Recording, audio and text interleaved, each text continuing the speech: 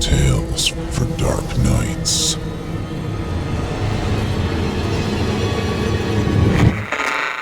Want to make sure you never miss a Chilling Tales for Dark Nights video again? Be sure to subscribe and hit that bell to turn on notifications.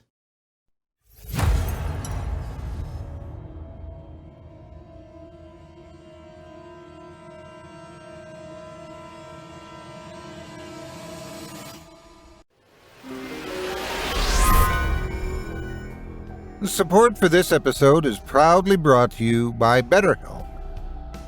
Let me ask you something. What interferes with your happiness? Holidays can be a blessing as well as a curse, am I right? Some of us are greeting this holiday with one less person around the table or tree this year.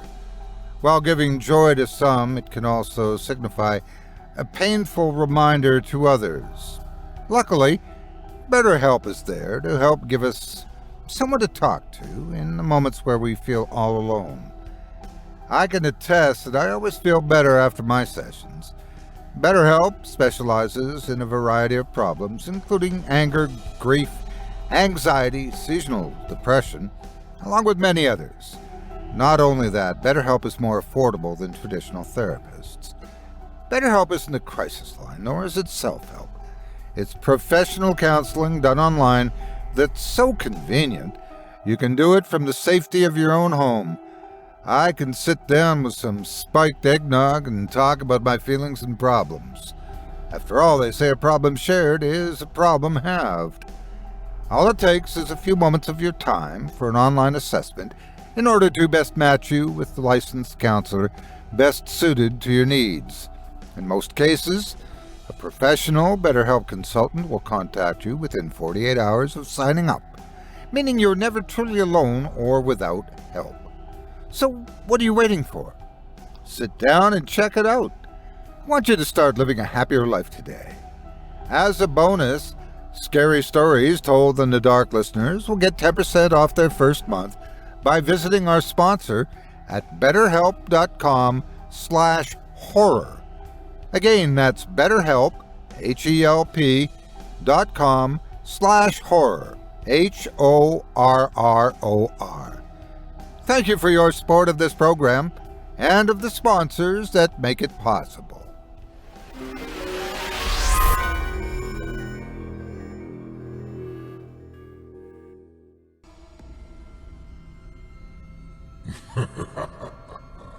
Good evening.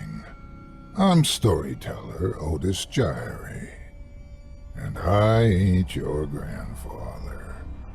From where I'm from, we don't do bedtime stories. And if that's what you were expecting, you're in the wrong place. If it's terrifying tales you're after, well then, I've got just the thing. Get comfortable, settle in. Turn off the lights, if you dare. Your night is about to get a whole lot darker. Who needs sleep anyway?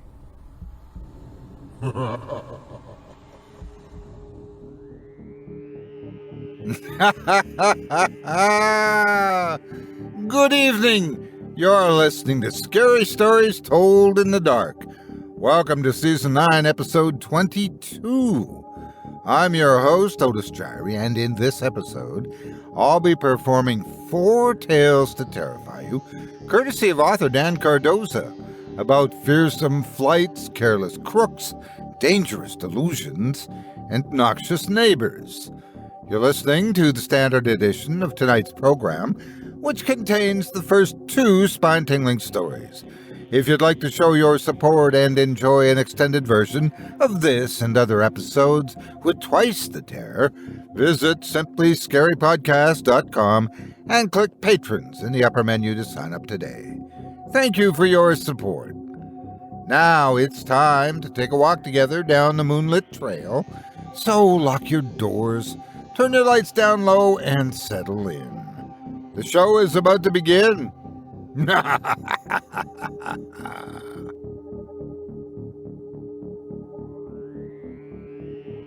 There are some who've seen the love of their life disappear, settling far away. Some of them go on a trip, ill-advised or otherwise, to get them back. But Morrison's hunt for his ex-wife, leading him away from his 12-step recovery program and onto a plane to Nebraska, in our first Dan Cardoza story of the evening, may be just the wrong thing to do. But not necessarily for the reasons he might think. Without further ado, I present to you Frontier Flight 167.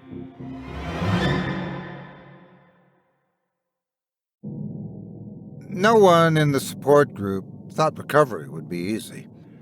But Morrison couldn't even get past step 1.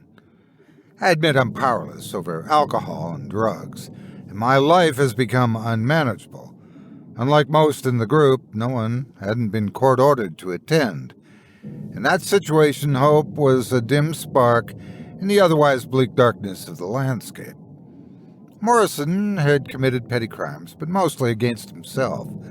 A kind judge had ratcheted up Morrison's punishment in an attempt to save his life. He'd referred to it as tough love.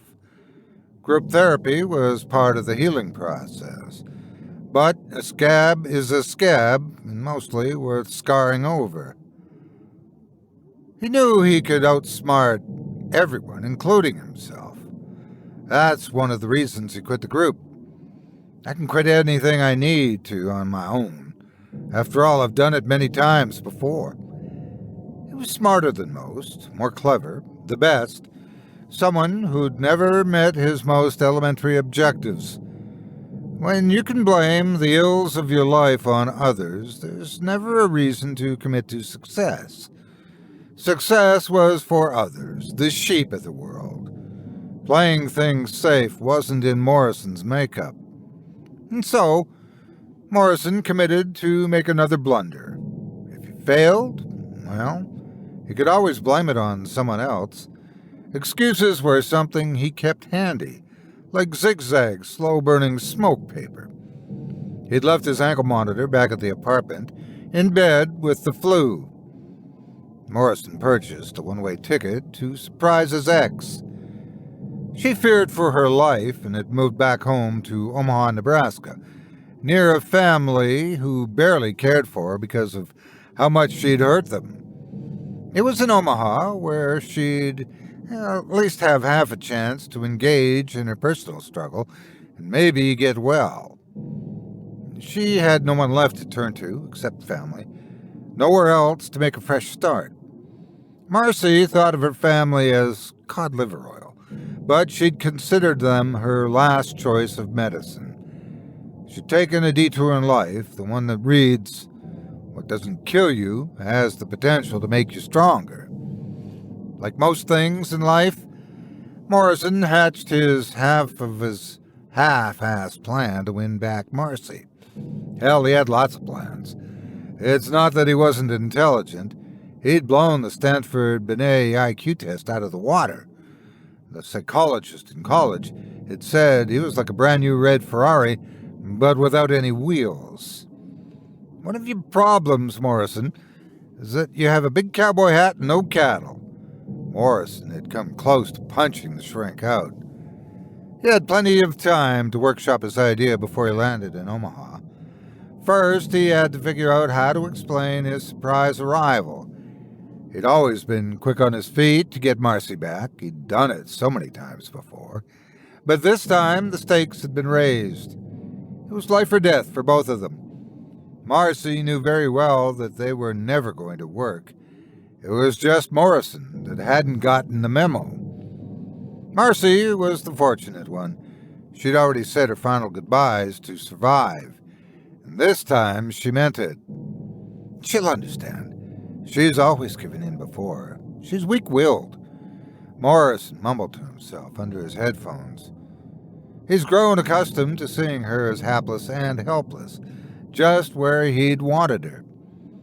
Upon his arrival in Omaha, he made sure the first thing she heard was, "I really changed, honey. I promise." He'd convince her to love him again.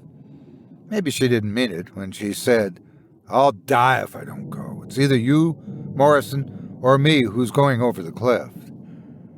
But Morrison was a narcissist. If anyone was going over the cliff, it wouldn't be him. But in truth, Morrison hadn't thought that far ahead. He was jittery and pensive. Morrison's foot itched. He scratched it. The twitch in his right eye hadn't quit. The cocaine in his pocket was calling him a little bitch.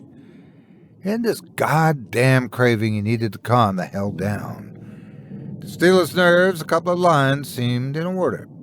To Morrison, breaking the rules was normal.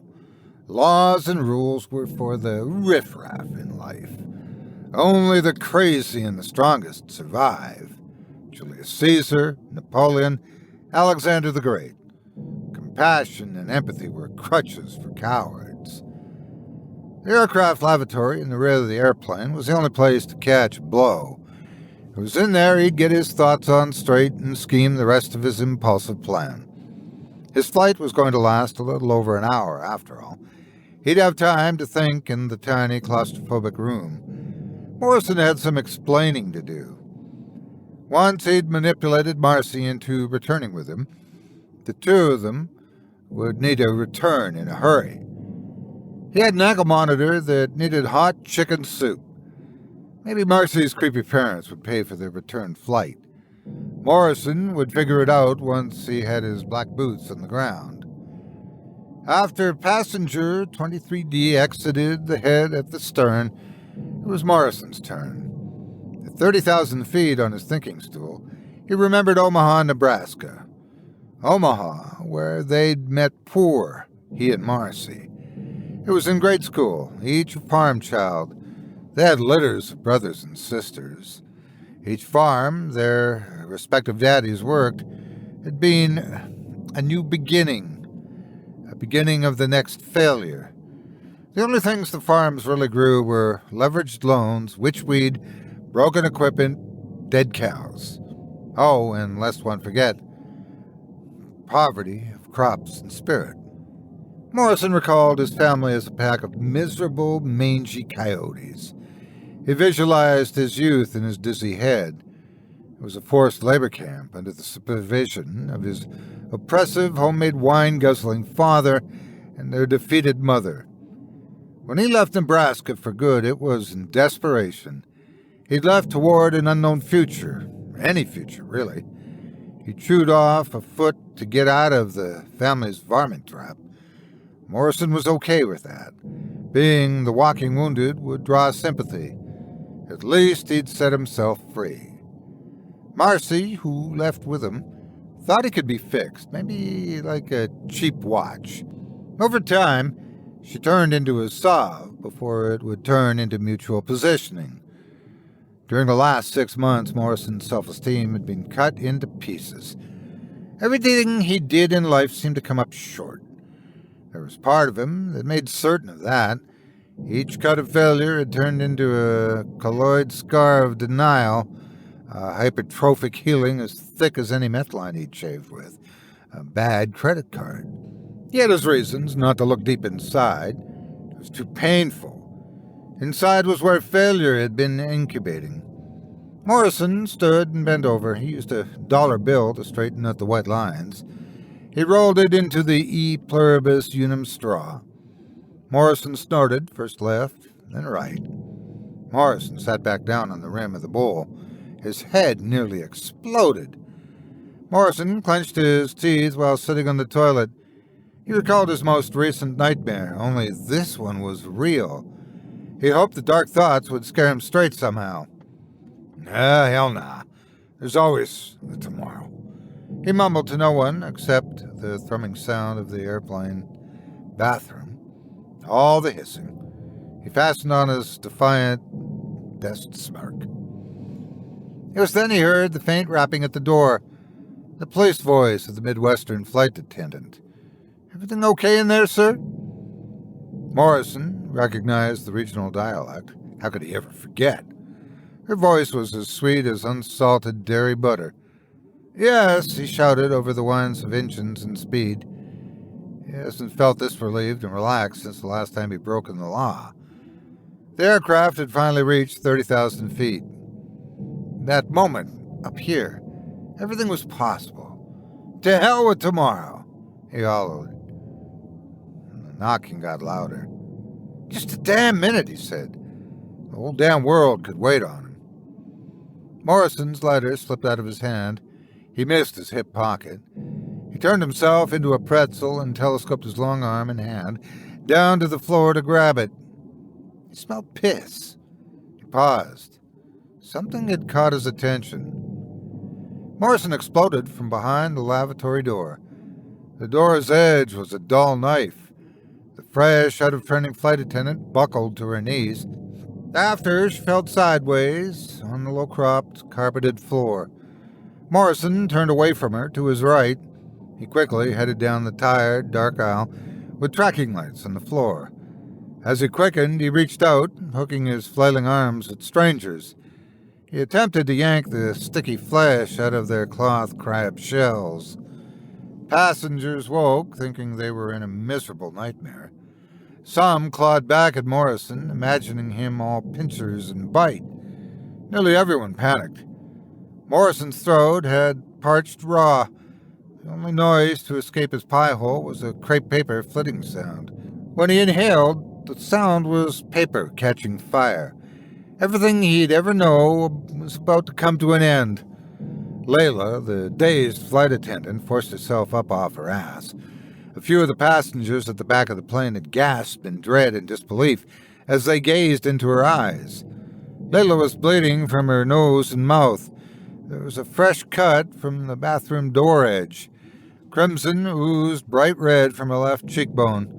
Her training instincts kicked in. She grasped the handheld microphone after they helped her stand up. Just as she'd been taught, she shouted, "Squawk 7600! Squawk 7600!" That's an internal aircraft code that means the plane has lost communication with the tower. She was, of course, incorrect. She made her first mistake hardly anyone had noticed. It was then the aircraft hiccuped and dropped 10 feet. It jerked the passengers out of their seat. The pilot's knee had jerked this hard during his last annual neurological exam. Like how reflexes go spastic after being hit in the crazy bone, or the kneecap with one of those Dr. Flintstone rubber hatchets. Layla was quick to self-correct. "Jim Wilson," she quipped. "Jim Wilson, aft," she quipped again. Unfortunately, that was the cool kid's code for dead bodies in the cargo hold, yet another rookie mistake. The aircraft jiggled and shook a tad. Passenger 23C was all Cheshire. He was a seasoned flight attendant. Donnie Chamberlain was making his way back to Omaha for a surprise birthday party he'd already known about. Halfway down the aisle, 2 Hereford cattle bulls wrestled Morrison's grip away from the emergency door handle. They slammed him to the floor, bloodied his lips. "Jesus, that was close," said Sumo Wrestler 1. Both of the hulking sumos could taste the acidity of fear at the back of their throats. In his fall to the ground, Morrison lost most of the air in his stomach. The only sound to escape his lungs was a bleeding sound, not unlike the sound of a sacrificial goat making before the slaughter. A retired peacenik hippie, who'd been stretching his blood-clot legs, had filled his eyes with too much watching. He couldn't control his rusty, protesting tongue. He blurted out, "He's crazy as hell and crawling in meth." His wife tugged at his blue floral shirt until he plopped down beside her again. The floor of the aisle was a tipped barrel of eels. Morrison wriggled free somehow. Passenger 23C kicked at him as if Morrison was a cur dog, but missed. The next thing they knew, Morrison was at the captain's door, pounding and clacking at the door's thin latch. Thankfully, the FAA had made sure the door was locked as tight as a frog's ass underwear. The second flight attendant, in with the pilots, pushed back at the aircraft pilot's door as if she was saving the world. Morrison cracked his now bloody knuckles against the metal door. He pulled at a flimsy locked handle. In the pilot's galley, Texas Marla hung onto the doorknob as if she was riding Red Rock, the famous bucking bull she'd seen at the Folsom Rodeo. "Giddy up, cowgirl!"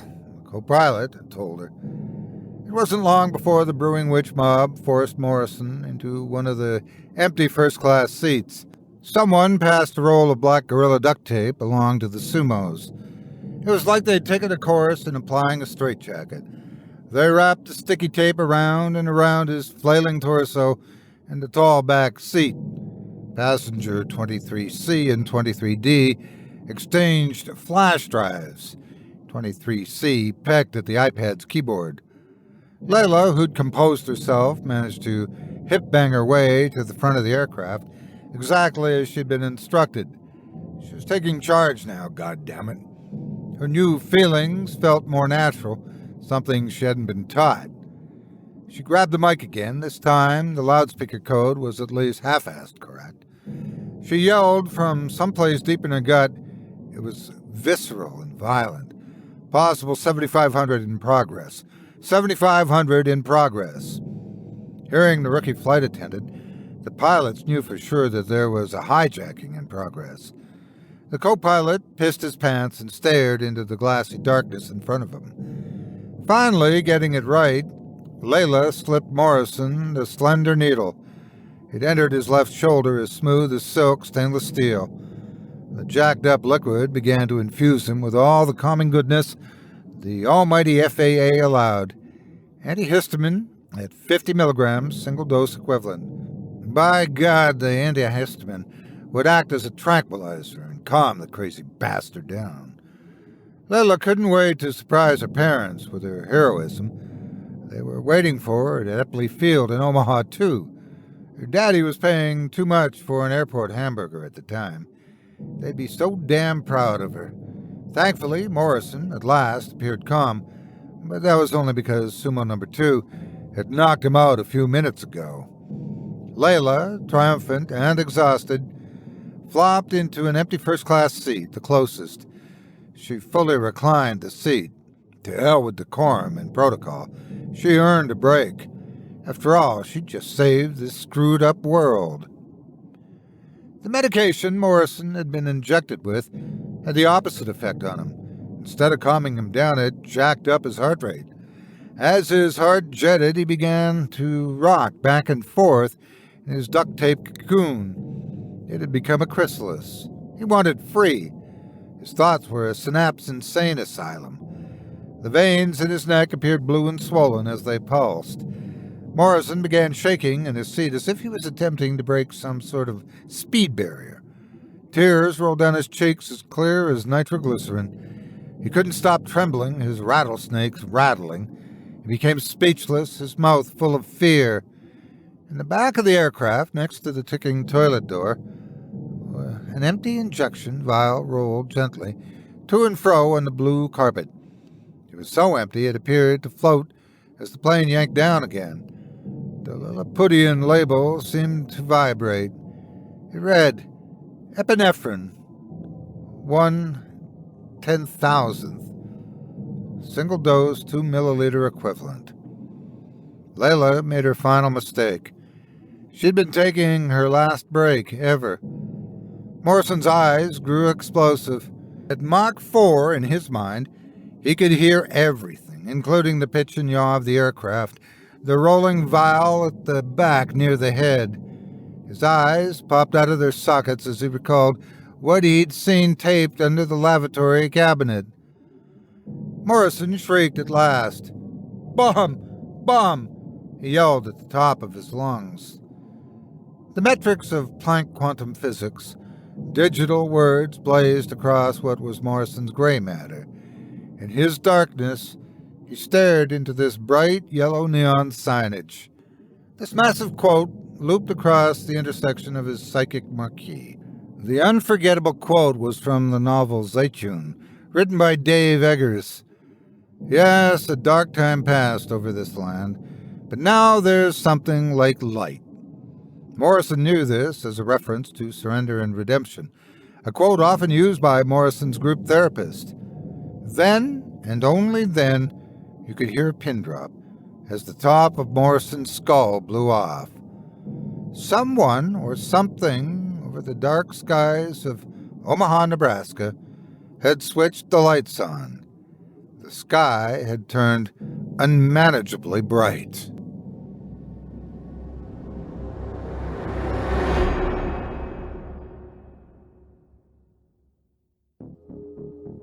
I hope you enjoyed Frontier Flight 167 by author Dan Cardoza, as performed by yours truly. If you enjoyed that first tale and would love to read more from tonight's very talented feature author, you can help support him by visiting simplyscarypodcast.com/Cardoza. That's simplyscarypodcast.com/CARDOZA. You may remember Dan from a few tales from earlier this summer. If not, take this opportunity to find out more about how he knows what can make you tick. If you decide to stop by the profile, please leave Dan a kind word and let him know you heard about him here on this show and that Otis Jiry sent you. It would mean a lot to me and to Dan. Thanks for your support of this program and of tonight's featured author. I've been on a few flights when people go screaming out of the bathrooms, screaming about bombs, but usually they're just referring to the in-flight movie. Sometimes family isn't quite so far away. In our second Dan Cardoza tale, foster system Charlie knows exactly where his negligent father keeps all the copper in his junkyard. Too bad their relationship isn't on more, well, solid footing, as it were. Without further ado, I present to you Stealing Love.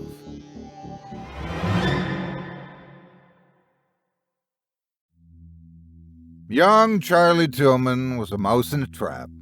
He thought the trap was a practical joke that he was playing on himself. It felt unreal the way he kept track of time. He'd been reduced to measuring the levels of darkness in spoonfuls as it sifted through the cracks in the trunk. On day 5, he lay motionless, a fetus in need. He readied himself to die. His fingers had been bloodied moist from the scratching and clawing of metal in a desperate attempt at freedom.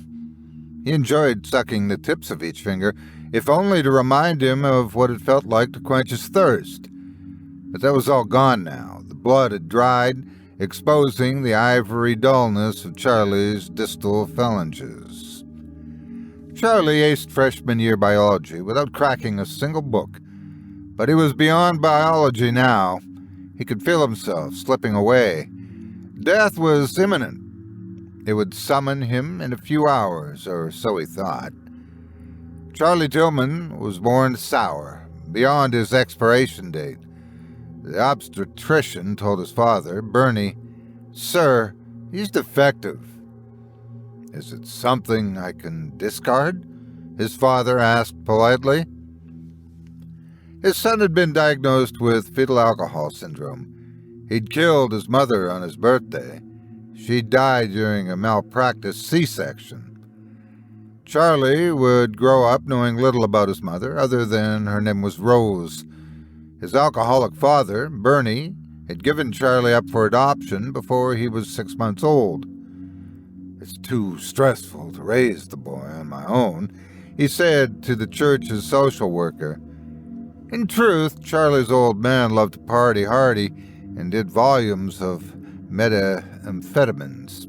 And, of course, Bernie had all that malpractice insurance money to burn through before he got on with his life. Since no one owed Charlie a thing, he was never adopted. The most desperate of infertile couples couldn't get past the difficult diagnosis. And so, at the age of 2, Charlie was placed on the foster care system conveyor belt. If he were white bread, he would have gotten moldy. He wasn't claimed by anyone until he was around 3 years of age. "Welcome, Charlie lad, ye be but a bitcoin on this merry-go-round of want and need."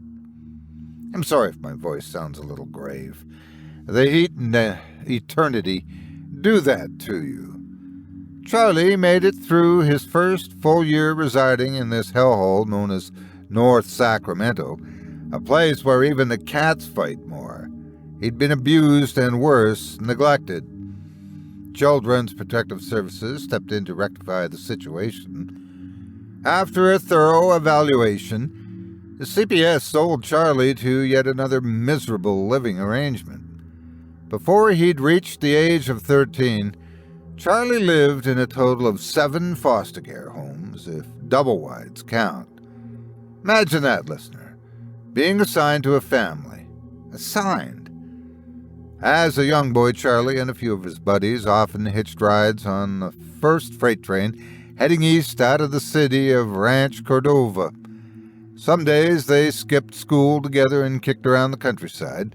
Their favorite train ride was way out to this knot in the road called Slough House. The small town of Slough House was just to the right of this gunmetal cantilever bridge with lots of graffiti. The riveted bridge spanned the Cosumnes River, sometimes mud, other times torrent. As summer approached, they'd swim in the deepest holes. How deep they'd dive depended on the spring runoff from the Sierra Nevada mountains. Freezing, they'd warm their naked asses, one of the large number of granite boulders that littered the banks of their favorite river. Diving off the Slough House Bridge was their favorite, though. The boys would prevail at getting warned year after year by the sheriff's office. Diving was illegal, but they'd done it, too, when they were boys. Hitchhiking back to town meant exchanging their bitter faces for choir boy looks and how much they could engage in a decent conversation with the type of men who wanted to get to know them better. Absent a ride, they'd follow the usual mirage. A mirage that was always there with them unless there wasn't any sunshine. The phantasm insisted on misting over the railroad tracks like a river. They'd wade through its waters the 5 or 6 miles back to their homes. For Charlie, arriving late never meant extra punishment. There were always plenty of leftovers. The sum total of all the punishment was worth a good day outdoors. Charlie couldn't get enough of the taste of freedom. Like most human kids that have been rejected, the streets finish raising you. Maybe he'd completed the 8th or 9th grade, maybe not. That's when Charlie ran away from his last placement. Do it, Charlie boy, or else I'm going to make you kill someone. This delicious voice had shouted into the mush of gray matter that was our Charlie's mind. Support of this episode is proudly brought to you by BetterHelp. Well, here I thought I'd be perplexed as hell about what to say for this week's BetterHelp ad. You guys know what I'm talking about. But there are so many because it works so well. Anyway, back to my close call. I thought I'd be struggling with what to say. Then I went Black Friday shopping. And let me tell you, folks, I think we all, as a society, need help that's, well, better this time of year. Luckily, BetterHelp is there to help keep your mentality and peace of mind in check when the world seems to just go a little bit crazier than usual. BetterHelp isn't a crisis line, nor is it self-help.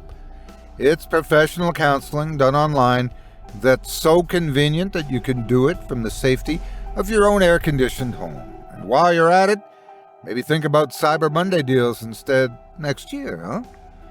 BetterHelp's licensed professionals specialize in depression, stress, anxiety, anger, family conflicts, self-esteem, and a number of other personal difficulties. All it takes is a few moments of your free time and a clear head for an online assessment. They use your results in order to best match you with a licensed counselor best suited to your needs. In most cases, a professional BetterHelp consultant will contact you within 48 hours of signing up. And you can't get much better than that. Or can you? I've neglected to mention that BetterHelp is also more affordable than traditional offline counseling, with financial aid being available and with new counselors being hired every day from all 50 states and various countries. There are services available for clients worldwide. So, what are you waiting for? Avoid the gift-crazed consumer mobs Put away your shopping list and give yourself the best gift you can give. The gift of better mental health. And that's a gift that keeps on giving, friends. I want you to start living a happier life today. As an added incentive, Scary Stories Told in the Dark listeners will get 10% off their first month by visiting our sponsor at betterhelp.com/horror. Again, that's BetterHelp, HELP.com/horror, HORROR. Thank you for your support of this program and of the sponsors that make it possible.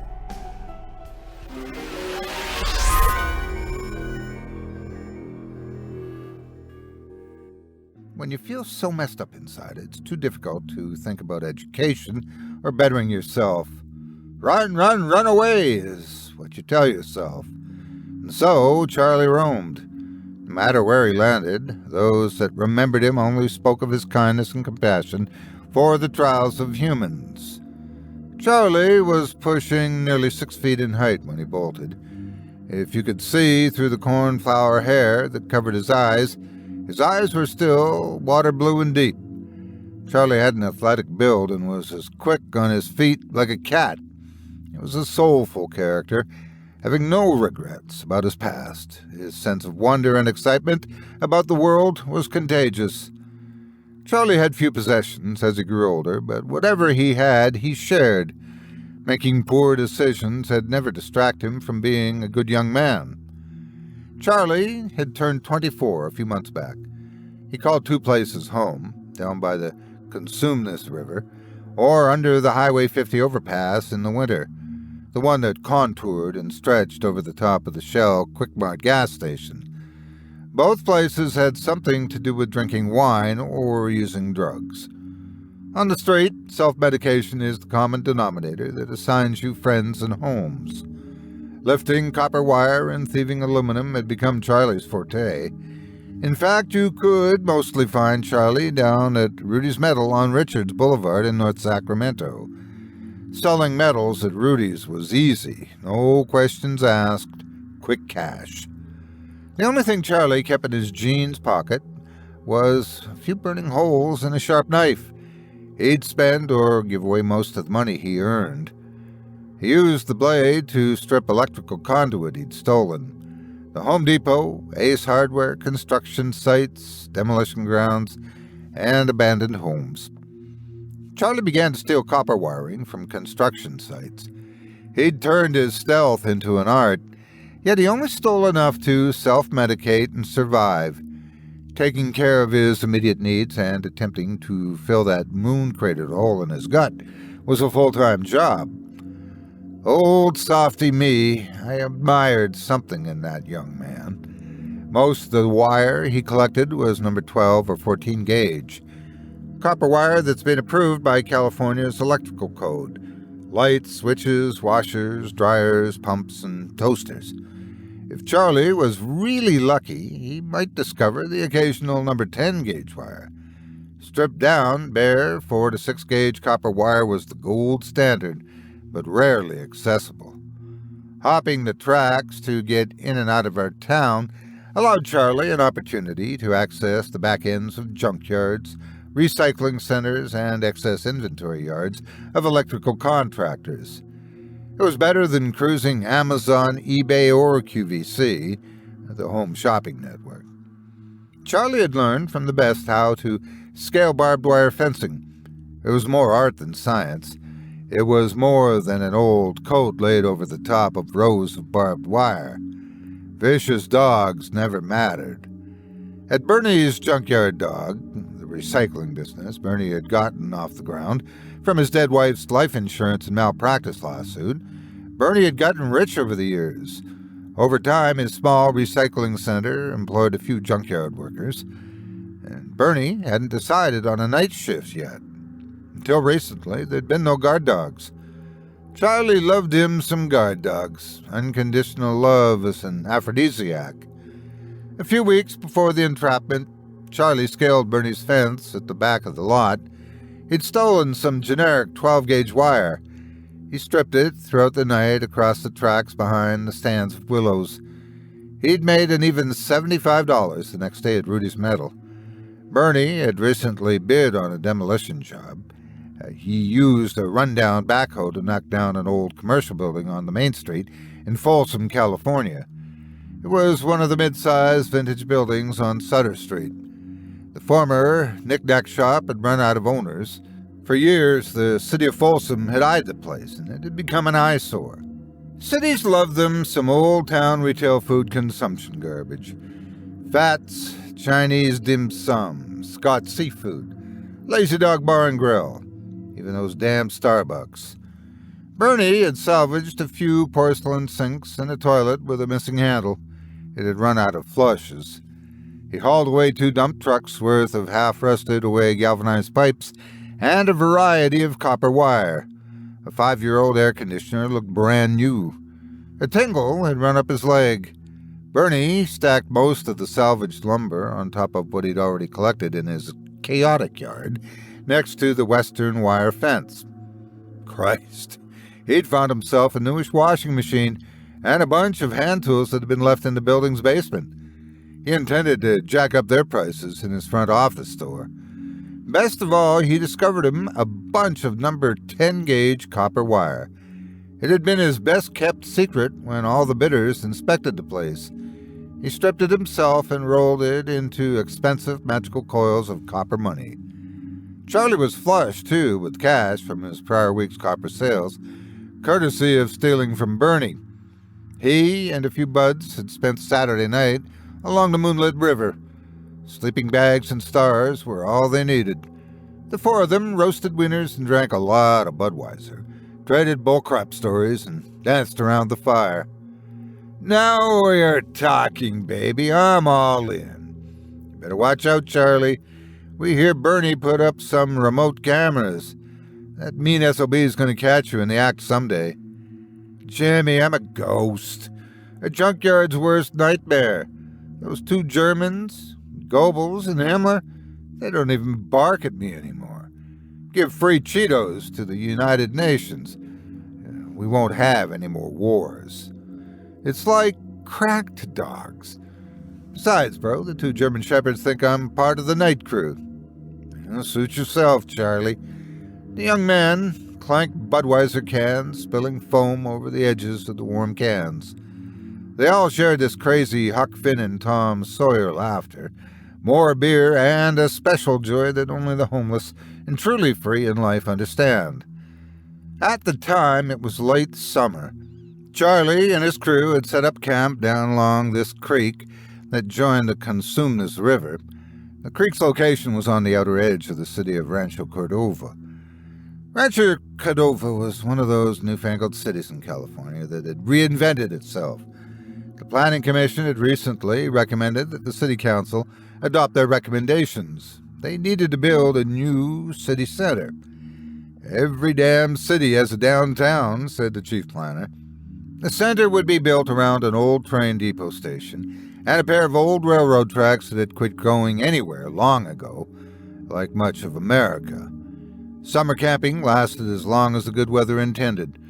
Before winter, many homeless, including Charlie, would take shelter under a few of the local freeway overpasses. It was as cold as, well, hell, but at least you didn't get rained on. Everyone in the town knew that Charlie had staked out Bernie's junkyard dog recycling center years ago. Anyone who attempted to move into his territory risked a good ass-whooping. All this had something to do about Charlie and what he'd learned as a small boy. All this territorial nonsense had become an odd way of getting to know his father. "Looky here, Charlie." Jeff Anderson drew Charlie in. He was good at that, a prerequisite for a sociopath. Charlie had only been 7 then. He bent his eyes over Jeff's right shoulder, keeping his distance. Jeff was Charlie's 3rd foster care dad. Jeff was a complete failure, a real knuckle-dragger. His parents had emphatically proven that what can occur when the premises of natural selection weren't followed. Jeff was born a genetic malfunction. He'd become a glitch in Charlie's used parts mechanical world. He'd burned a perfect circle into Charlie's shoulder blade skin a few nights before. Not getting very close, Charlie couldn't peel his eyes off the computer screen. That's what you're going to look like if you live long enough, Charlie. Charlie backed up from the computer monitor, as if he might get infected. Somehow he knew the grisly, unshaven man in front of Barney's junkyard dog was indeed his biological father.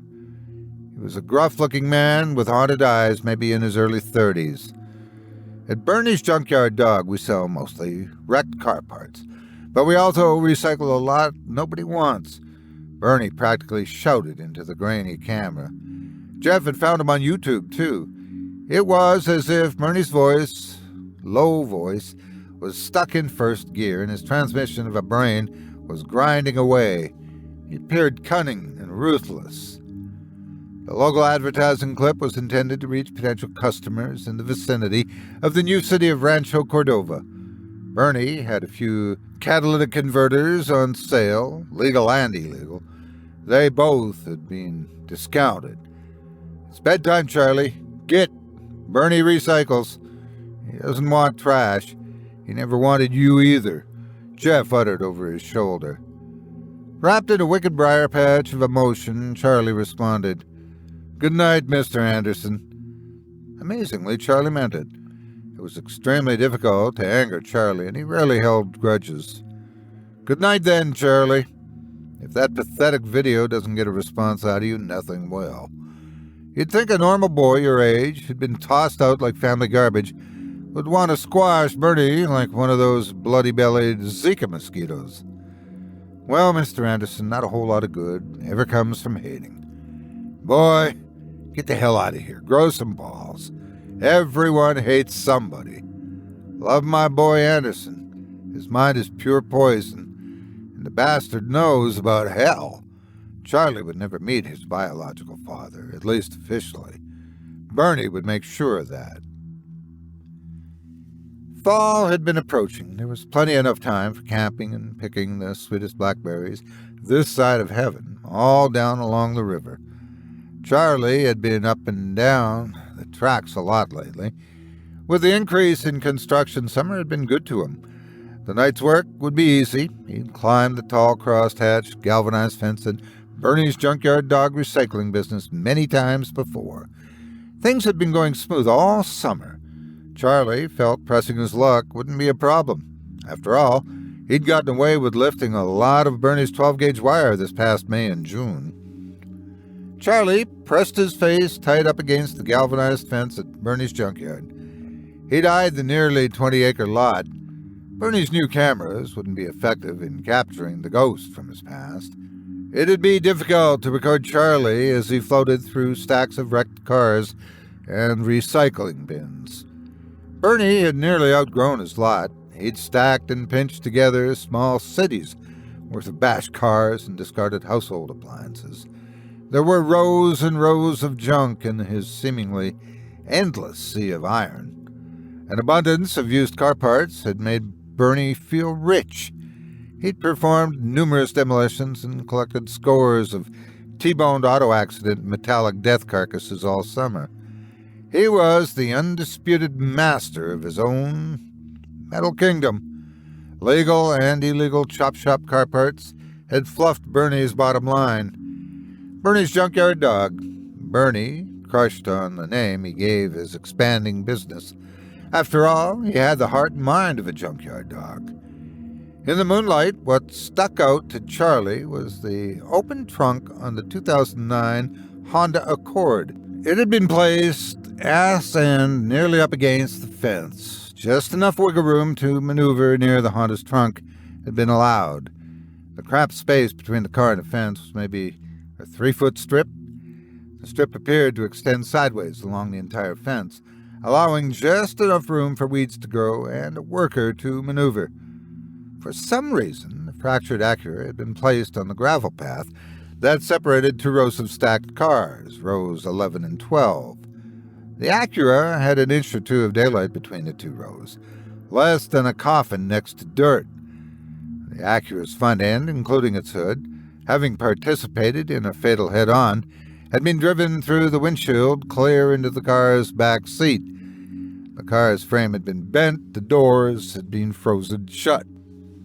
Each row of flattened cars was stacked 5 high. Up front near Sunrise Boulevard was the sales area where Bernie conducted his sales promotions. Charlie climbed to the top of the fence. He paused. He read the topography of the junkyard. The front office and cameras were not in sight, but it didn't matter. Charlie positioned a small pocket flashlight in his mouth. Jesus! In the trunk of the car was a coil strip of copper wire. The working trunk door had been left open by accident. Most of the wire had been covered by what looked like a burlap sack. Charlie knew it to be 6-gauge electrician wire. In fact, he had no doubt. He calculated the wire to be about 35 feet in length, or $200 at Rudy's Metal, no questions asked. Charlie's eyes evolved into slot machine wheels. His 2 cherries lined up. Before lowering himself over the fence, he made sure to toss Goebbels and Himmler their usual handful of Cheetos. Clump! Charlie's boots hit the ground. "Easy money, Bernie boy," he said in a jaded whisper. He calmed himself by petting his furry friends. While next to the 2 vicious watchdogs, Charlie absorbed all the affection he could handle. He'd save the rest of the Cheetos for when he'd exit the Hellish junkyard cluster bang. In his head, Charlie was already purchasing beer and groceries for one last summer hoedown at the river's edge. There'd be plenty of cash left over to buy hot dogs and cigarettes down at the Shell Station overpass once the rainy days began. As he approached the Accord, the ground shook. The noise was deafening. As the dragon's tail snapped down the tracks like the crack of a whip, the wind knocked Charlie forward into the car's back bumper. Those damn boxcars had a mind of their own, he thought, all steel and rudder. Rancho Cordova was the kind of city where the trains move extra fast to get out of town. Some say that's part of the community's charm. Dry witchweed and thistles rattled Charlie's leather boots. Charlie gazed into the trunk of the black Accord. He perused the crime scene using the small flashlight again. This time he used his hand. It felt like a setup somehow. It seemed too good to be true. He raised his chin. He listened. The darkness was attempting to communicate. Charlie turned warning signs into dollar signs. Bernie wasn't that bright after all, Charlie thought. Charlie leaned in. He reached in and set aside the burlap sack that was partially covering the copper wire.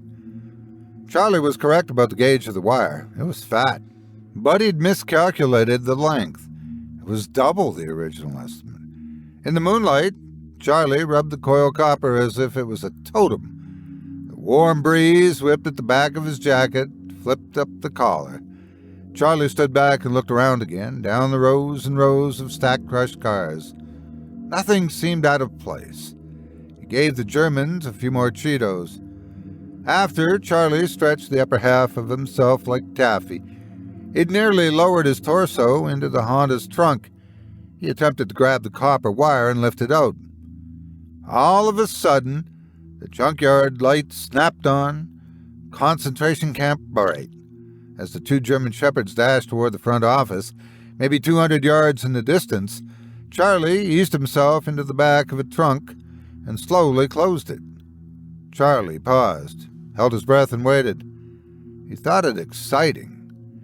After a good 10 minutes, Charlie heard the footfalls.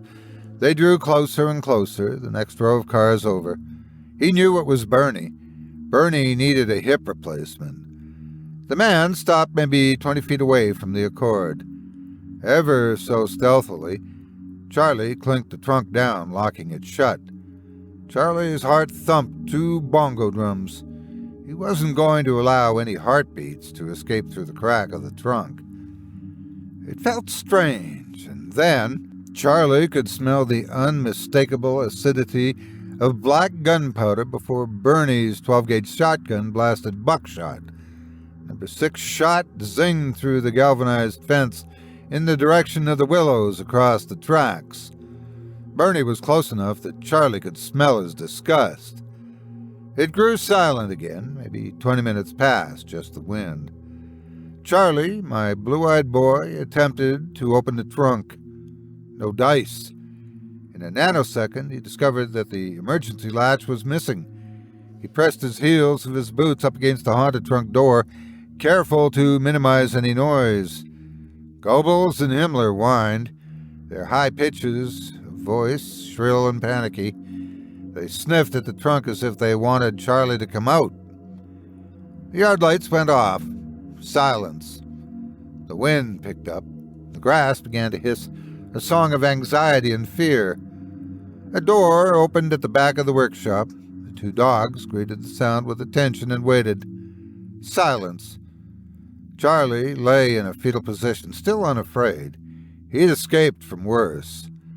Bitch, I've been in tougher situations. I'm still here, aren't I, Daddy-O? Charlie spoke softly, attempting to convince himself and Daddy-O. That sound. It was so damn strange.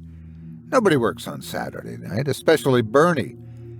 Charlie's mind was a pressure cooker of thought. How would he ever escape?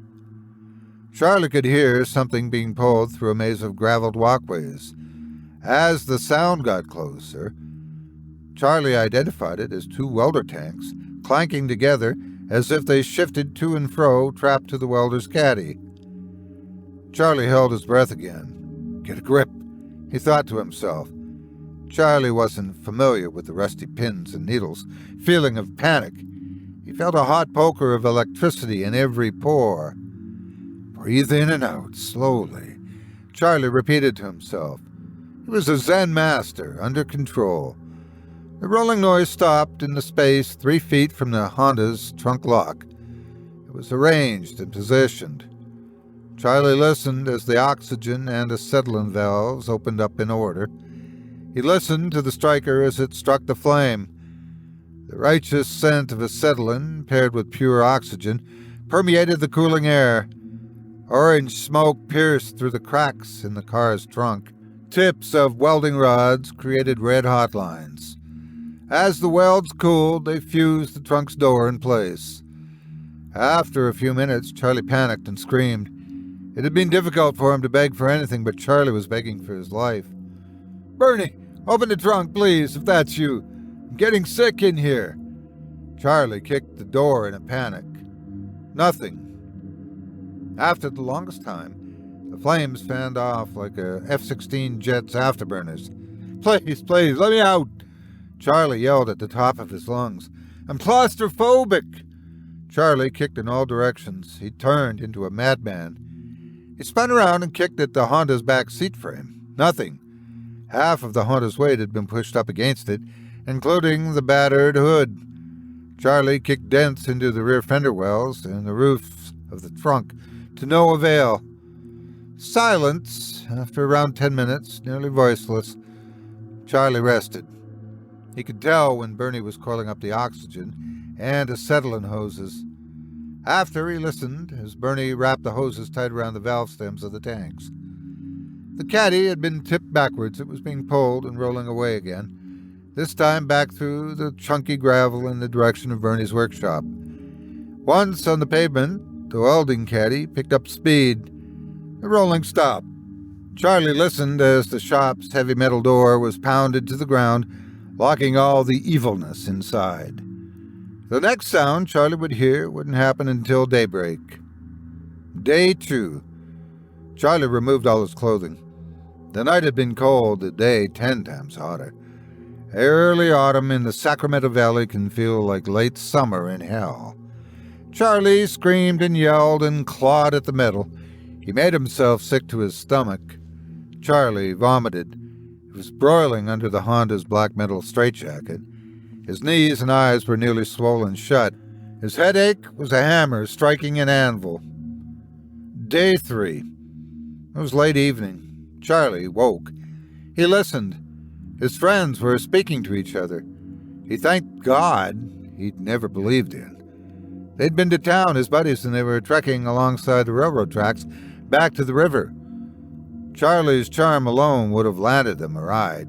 Charlie beat and kicked at the car's trunk lid. It was still welded tight. He was a slab of rotting meat inside a private claustrophobic death chamber. Charlie's crew of 4 had paused. Something wasn't right. Before the diesel engine slammed past them all, they'd covered another 30 feet on the other side of the tracks. As the caboose whipped dust and fumes from the crushed rock and creosote beams they walked over, the young men moved out of hearing range along with the dust and wind. The last thing Charlie heard was a question from his friend Jimmy. "Where the hell's our man Charlie? He better be having a damn good time." They'd miss him later that night, toast him with cheap wine. They would all be huddled around a new campfire that was growing more important every day. They'd pause and say how he'd never been so late to meet up with him. Day 4. Don't let them lie to you. Without water, life is short. Charlie had lost a deep well's worth of water while in a Honda's incinerator. He'd passed out often. He'd also burned up a lot of calories. Nights were cold. He needed to keep warm. Death from the lack of water would feel natural, but was he really dying? Day 5. It was early morning. Charlie had been reduced to Play-Doh. He lay in a lumpy, naked pile and readied himself to get molded into what would be a perfect sculpture of imminent death. Barney used a forklift. Charlie hadn't been able to break the welds on the back seat's metal frame. Bernie lifted the engineless car. He backed it out from in between the 2 tall rows of crushed vehicles. Next, in reverse, he navigated the junkyard's maze of crushed vehicles and piles of recycled auto body parts. He drove across the length of the lot up to the inventory shed, where he stored most of his smaller used car parts. While idling in front of the car crusher, Bernie positioned the Accord. Bernie's perfect smile poured itself into a grimace. After the longest time, he trotted down the steps of the forklift. Bernie pressed the mighty crusher's auto-start button. It was hell green, the size of a bullet wound. The prehistoric iron-jawed behemoth began to chomp and grind. Bernie chuckled as he throttled the forks of the lift up to the beautiful fall sky. He paused. What a great day to die, he told himself. Next, he tilted the forklift blades downward. He gently shook the forks and lowered the wrecked car ever slowly into the jaws of the terrible iron beast. Not a sound could be heard as the black 2009 Titanic Accord went underwater. After the car had been crushed, Bernie removed it using his forklift again. He then carefully stacked it on the outbound pile of cars that had been scheduled for expedited pickup. Liquid oozed out of the broken radiator and onto the ground. He'd tossed the irreparable part of the back seat of the Honda the day he'd set the trap. The drippings were vicious, teal and red. The car had been emptied of wheels, doors, door locks, gearboxes, converters, and drivetrain. It had been reduced to the size of a coffin freezer. It all started as a mousetrap, an ass end of a practical joke, or so Charlie thought. Bernie got his wish. 3 straight chalk marks in the middle of the vintage chalkboard he'd hung right above his workbench. He'd gotten the old slate chalkboard at a garage sale. Go figure. Each white offering, a 3-inch straight line, had been placed on the old slate chalkboard. Bernie had nailed it to the wall after he'd snapped.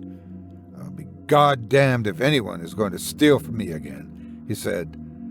The old chalkboard had taught a lot of lessons to dead 20th century kids. Make no mistake about it. Times had changed, but any lesson Charlie Tillman would ever learn in his life had been completed. The class was damn well near over. 3 years passed. Old Bernie continued to haul in cash. He was determined to get rich while cheating the government out of taxes. He'd been working late on a Saturday night. Bernie had promised his new family he'd be home hours ago. Home is where they were waiting with a few cold Costco pizzas. They were told more than once to never begin dinner until the provider got home. Bernie's young children knew how to follow orders. By God, he was going to finish installing the recycled Honda's gas tank, come hell or high water. It met factory specifications. Check. It was for a Honda Accord 3.5 V6. Check. It hadn't been safety tested, and Bernie could have cared less. Check. He'd recently seen one on eBay for $527.45. He'd removed his from that old 2009 Honda Accord wreck he'd set up a few years back. He'd already sold most of the parts of the wreck. What he had left were the gas tank and those sweet memories. He smiled as he wrenched in the last retainer bolt. Bernie was in a hurry. He'd cut corners. He'd been using 2 scissor jacks and a 4-inch by 6-inch wooden post to hold Elaine Remington's rear end up. He knew it was risky, but he'd done it before. He'd meet her obligation, not because he was kind, but rather because she trusted his work. Trust was something you never gave Bernie. Bernie had thought of his cold Costco pizza and how much he'd scalp Elaine. There were only a few dents in the gas tank, but Bernie noticed a tiny speck at the bottom of the tank near the back strap. The dot appeared to be rusty. His mind attempted to convince him it was only a fly dropping. It shouldn't have been there. Bernie had power washed the tank after all. He remembered using a rotary brush and buffer pad in an attempt to clean the rumpled thing. Bernie glanced up at his chalkboard. He smiled at the 3rd chalk mark. He grinned as he recalled crushing the black Honda. The mechanic's light was stuck under the front wheel of the 2012 Accord. Bernie tugged at the yellow cord until he freed the greasy yellow tendon. He thought to hustle. He'd microwave the cold pizza. He'd slap the crap out of anyone who complained that he was late. His wife could play with their newborn. Control was something Bernie cherished. Bernie eyeballed the red speck. He needed more light. He tugged at the extension cord that had been snared by the cheap Harbor Freight scissor jack. He'd recently gotten 2 of them cheap. He'd broken the safer, expensive Craftsman 2 1/4-ton Tarley jack. He determined that the red spot was actually a drip on the end of a drizzle. It had rolled over the top of the wrecked Honda gas tank and stuck there somehow. While on his back, Bernie used the heel of his boot to scoot his mechanic's creeper closer, clipping the 2nd scissor jack with his foot heel. He smothered the droplet with light. It looked redder than rust. Dried blood, perhaps? Bernie's smile grew wide and grim. He recalled the noises Charlie made in the Hamel car shredder. He imagined the pitch and yaw of the black Honda as it twisted inside of the mouth of the massive beast. 5 family members had been killed in the wreck. Oh, how Bernie loved the sound that cars make when their axle bones, drivetrain vertebrae, and strut joints buckle and snap. The cheap jack stand next to Bernie's right shoulder collapsed. Still, Bernie, having steel balls the size of a truck hitch, pushed forward. By God, he'd finish the night by completing his project or die trying. He fancied the Jack Daniels bottle waiting for him at home in the tight cupboard. Bernie's iPhone alarm went off. "Gimme Shelter" by the Rolling Stones was his ringtone. As he reached for the phone in his overall hip pocket, he clipped the cheap jack stand again. Both jack stands collapsed away from the car body's frame, leaving only the wobbly wooden post. The shop lights clicked off. Bernie got disoriented. He attempted to sit straight up, smashing his forehead. In doing so, Bernie bumped the wooden beam holding up the back end of the Accord. The wooden beam collapsed. At first, Bernie squirmed like a rat in a trap. You would too, if your diaphragm had been crushed. The exquisite pain was something he could stand. Bernie's inability to breathe was more of an issue. He wasn't able to scream. He felt claustrophobic all of a sudden. The lights clicked back on. As the car pressed closer to his face, his diaphragm slowly began to collapse. Bernie focused on the bloody spot that had caused all the havoc.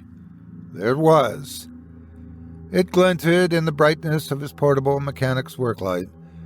Bernie had thousands of thoughts after his breathing stopped. Bernie had hundreds of thoughts after his heart quit.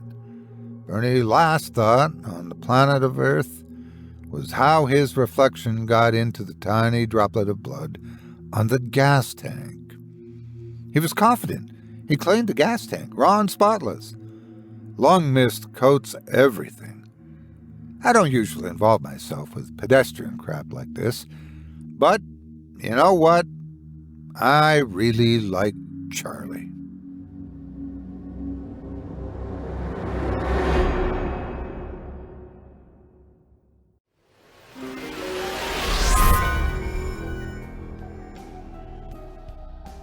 This episode of Scary Stories Told in the Dark is proudly brought to you by Audible. Hello there, listener. I hope your stomachs are full and your holiday was well. It's time to cast off our Thanksgiving pants and prepare for the season of giving. Speaking of giving, I was lucky enough to be given some Audible credits for my birthday a few weeks back. It was while attempting to use them that I realized just how vast and extensive their audio library really was. There were endless options, and I admit I struggled with exactly where to begin. Even the science fiction genre, one of my personal favorites, had titles as far as the eye could see. If only I had someone to point me in the right direction to give me a little boost. And it's in that vein that I came here today to share my experiences. I braved the brigade of titles and found something that I think you need to know about. Just trust me. Listen to Andy Weir's Project Hail Mary on Audible. I have to admit I haven't listened to something this compelling in a very long time. This interstellar, science-based thriller from the best-selling author of The Martian is skillfully performed by Ray Porter, who brings the already gripping tale to life with his vibrant and witty narration, much like I do with the tales you're listening to now. A lone astronaut must save the Earth from disaster in this epic tale of discovery, speculation, and survival that's part scientific mystery, part intergalactic journey, and all edge-of-your-seat entertainment. Project Hail Mary is truly a pleasure to listen to, and I'm not the only one that thinks so. This Audible Studios production of Project Hail Mary is a #1 New York Times audio bestseller and continues to top Audible's bestseller charts and garner rave listener reviews. So what are you waiting for?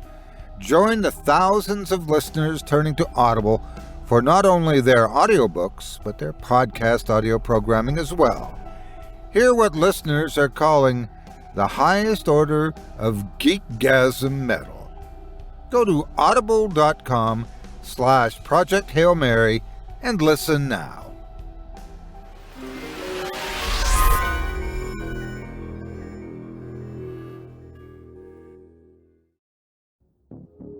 I hope you enjoyed Stealing Love by author Dan Cardoza, as performed by yours truly.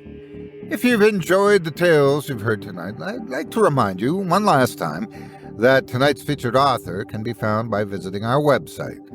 Just visit simplyscarypodcast.com/Cardoza. That's simplyscarypodcast.com/CARDOZA. Whether you've come for the horror or his other works of fiction or nonfiction, he certainly enjoys delving into how the mind can be a terrible thing to waste. As a reminder, if you decide to give any of this talented author's stories a read, please consider leaving them a quality review and a kind word, or a thoughtful public comment and an upvote, and be sure to let them know that you heard about them on this program and that me, Otis Jiry, sent you. It means more to me than you can imagine, and I'm sure Dan would much appreciate it also. Thanks again for your support of this show and of tonight's featured author. Now, before we go, I'd also like to take a moment to thank you personally for joining me for this episode of Scary Stories Told in the Dark.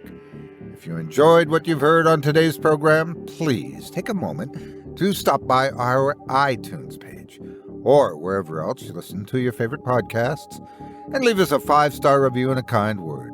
It makes a huge difference and would mean a lot to us.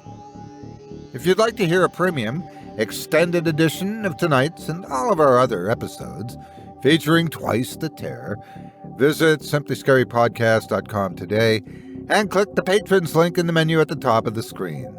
You'll find yourself at chillingtalesfordarknights.com, where you can purchase season passes for this podcast and our other quality storytelling programs, or become a patron for as little as $5 per month and get access to our entire audio archive dating back to 2012, all of it ad-free.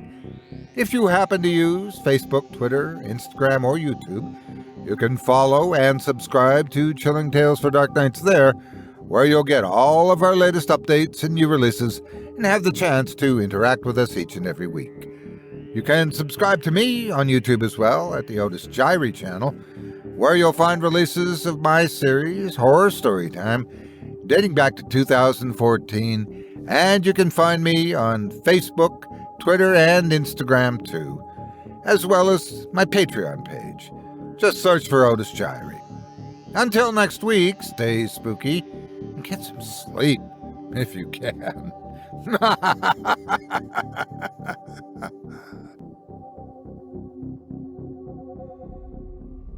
Thanks for listening. You've been listening to Scary Stories Told in the Dark, a production of Chilling Entertainment and the creative team at Chilling Tales for Dark Nights, and a proud member of the Simply Scary Podcasts network. Visit simplyscarypodcast.com today to learn more about our network and our other amazing storytelling programs. Tonight's program was hosted, and its featured stories performed by yours truly, Otis Jiry. Selected stories have been adapted with the kind permission of their respective authors. Original music provided by Luke Hodgkinson and Jesse Cornett. Sound design and final mixing and mastering provided by executive producer and director Craig Groshek. Program's artwork and logo by David Romero. If you're looking for some fresh tales on a daily basis while waiting for the next podcast, check out my YouTube channel, the Otis Jiry channel, and my extensive collection of narrated tales there. Simply search on YouTube by my name and you'll find me. And don't forget to subscribe and press the bell notification icon to get my latest releases. Got a scary tale of your own that you'd like performed? I take submissions. Email it to me today at otis@simplyscarypodcast.com to have your terrifying tome considered for production in a future episode of this show. That's OTIS@simplyscarypodcast.com. If you've enjoyed what you heard on tonight's program and are joining us on your favorite podcast app, subscribe to us to be sure you never miss an episode, and leave a 5-star review and a comment. Your feedback means a lot to me. You can also follow Chilling Tales for Dark Nights and yours truly on Facebook to connect anytime and get the latest updates on this and other programs and my channel. If you're listening on the Chilling Tales for Dark Nights YouTube channel, do us a favor and hit the subscribe button and the bell notification icon for ctfdn as well to get more spooky tales from me and the crew and another episode of this program each and every Wednesday. And don't forget to hit that thumbs up button to tell us how we're doing and leave a kind word or a request. And don't forget to visit us at chillingtalesfordarknights.com and consider supporting the team by becoming a patron. In addition to helping us out, you'll get exclusive access to our audio archive and ad-free downloads of all your favorite stories, including those you've heard on this program. As for me, I'll be back next Wednesday with more terrifying tales to keep you up all night. But that's all right. Who needs sleep anyway?